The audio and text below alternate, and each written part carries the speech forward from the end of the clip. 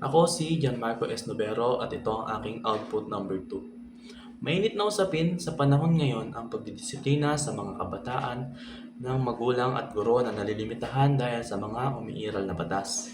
Panahon na ba para alisin ang mga batas na nagbabawal ng tradisyonal na pagdidisiplina sa mga bata? Halimbawa, pamamalo ng magulang at guro.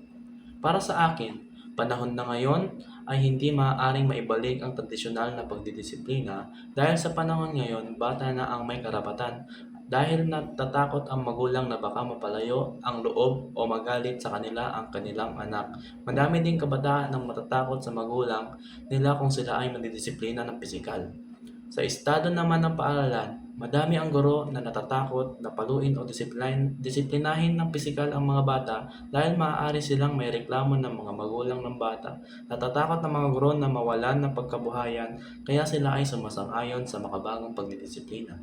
Kaya para sa akin ay hindi pa panahon na maalis ang batas na nagbabawal sa tradisyonal na pagdidisiplina dahil madaming magulang, guro at kabataan ang maapektuhan.